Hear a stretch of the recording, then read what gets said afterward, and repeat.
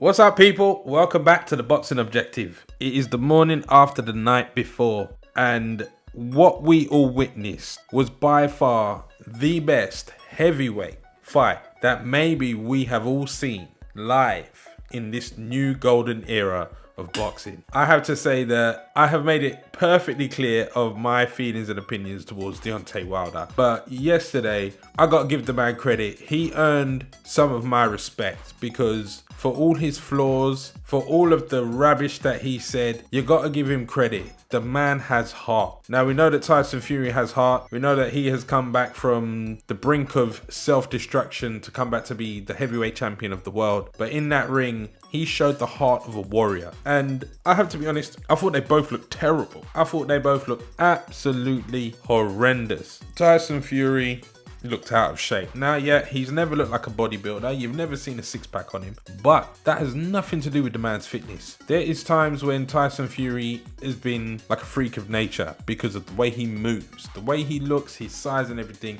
He's not supposed to move like that. And there was very little of that version of Tyson Fury there on this particular occasion. Now, he did come in heavier. He had a game plan. He was just going to drain the energy out of Deontay Wilder once again. And yeah, it worked. But he just looked lethargic at times. Now, when he did in fact hit the canvas in round number 4, I was worried. I'm sure you were all worried at home as well. And I was absolutely surprised that Deontay Wilder even managed to catch him. And yep, he got up twice in round 4, and obviously in round 3 Deontay Wilder was in fact saved by the bell. Now, Deontay Wilder, he can't carry that weight. He cannot carry that weight. He came in at his career heavier than he did in the second fight, and even in the second fight he'd gained like 20 odd pounds. He's not built to carry that weight, because if you notice, by round 3 Wilder was done. He was completely out of gas, and it was by sheer will, determination and heart that he managed to make it as far as he did, because it just seemed to me as if he spent more time being out on his feet than he did being awake and alert. I mean, the both of them just did not want to give up. That fight had everything. It had all the elements of what made the first fight great. It had elements of what made the second fight great. And then it brought its own element in the third fight with a mixture of everything that we'd already seen. And as terrible as they both looked, it was just an out and out war, and I enjoyed every second of it. Credit to both of them. Now, this fight has answered a lot of questions, hasn't it? And maybe we've all thought about it, maybe we've all realized it, but I want to put it into perspective for you. So, Wilder being gassed in round 3, was this as a result of his water being spiked, or the fact that he can't carry that weight? That question's been answered, right? Next, the costume. Was the costume too heavy this time? Is that why he got so tired? No, because he came out in a robe. A very lightweight robe with a light mask. No weight there at all. So, Fury being pilifested, and what? He can't hurt Deontay Wilder without having the knuckle dusters in there, loaded gloves, glove gate, so on and so forth. Again, this has been debunked, hasn't it? Because when the gloves were being checked, they made a whole video about it. I think they posted it over live on social media, and Deontay Wilder had sent his friends in there to inspect the gloves. Now, the commission that was overlooking the gloves, they did their job. They didn't do anything out of the ordinary to my knowledge, but they did what they did. They had multiple pairs of the gloves. They cut them open. They showed everybody what was inside. And obviously, Deontay Wilder's friend who went there was disputing the quality of the Paffin gloves, saying that they look terrible, they look out of shape, they look like they've already been used, so on and so forth. Now, they were told there and then, this video is still out there, see it for yourself, but they were told there and then that all of these gloves have been checked and are acceptable and are well within the guidelines which are required for gloves to be used in a bout. There you go. All done, said and done. Now, if there is a manufacturing issue with these gloves, why, oh why, wasn't somebody, for example, from Everlast there representing Deontay Wilder? Because this guy couldn't tell the difference between gloves that were foam and gloves that were filled with horsehair. He couldn't tell what made this glove that or that glove this, for example. He didn't know. So why didn't Deontay send some professional down there to have a look on his behalf? Somebody who knows about gloves, somebody from Everlast, somebody from Paffin Sport, whoever. But no.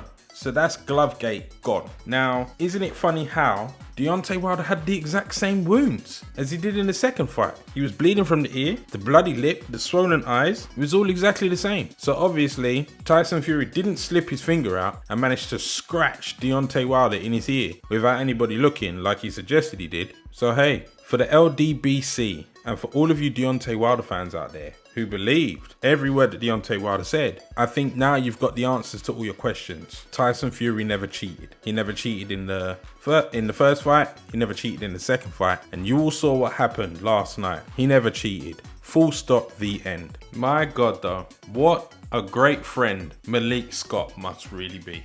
Look at what Malik Scott managed to achieve. That was the best version of Wilder, despite his fitness issues, despite the problem with his engine.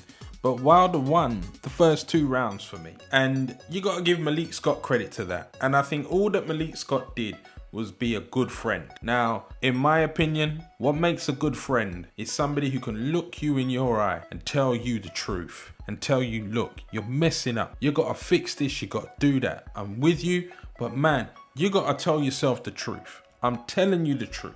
You got to listen to me. I'm trying to help you. That's what a real friend does. A real friend will take his friend to one side and tell him straight, you're fucking up. And I think that's what Malik Scott did.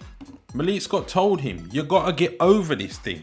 You got to let it go. You got to move on. And you got to fix this when it comes to boxing. And we gotta give Malik Scott a pat on the back for that. And you know what? I think you should tell your friend Deontay Wilder next. He should come out and he should tell the world the truth. He should make a statement somewhere along the lines of, I was hurt, I was upset that I had lost. I created this whole Glovegate thing as mind games or tactics to try and get back at Tyson Fury. I was wrong and I'm sorry. Or something like that. Because if Deontay Wilder comes back and starts with the same stuff again, that respect that he would have earned by showing us that he's a warrior, a man with heart, a man with balls, is going to go straight out the window because he didn't show good sportsmanship at the end of this fight. And you could kind of understand why in the spur of the moment he would act like that. I mean, Triple G got out the ring and walked away in one of the Canelo fights and never spoke to Canelo. He just walked off. I mean, Deontay Wilder wouldn't be the first to do that. But given everything else that's happened, it would have been good for you, for your image, to stand there and look the man in his eye and shake his hands. Now, there has been a statement released via Michael Coppinger from Deontay Wilder. He broke his silence at some point today. And I'm awaiting, before I report on that, I want to wait and see if Deontay Wilder comes out and says anything himself. But the fact of the matter is that you lost to the better man. You lost to the better man in the second fight. And this would be a good way for you to just draw a line underneath it and go on and build off of this and have a decent career for the rest of your career. You know, think about it. Just go out there and do that, man. Somebody give the man the advice. Malik Scott, talk to your guy. This is his chance to reinvent himself. So what's next for the WBC World Heavyweight Champion Tyson the Gypsy King Fury? I have to wonder if this version of Tyson Fury showed up for the AJ fight in this way, what do you think would have happened? Because I can tell you right now, Tyson Fury looked terrible. However, he showed heart,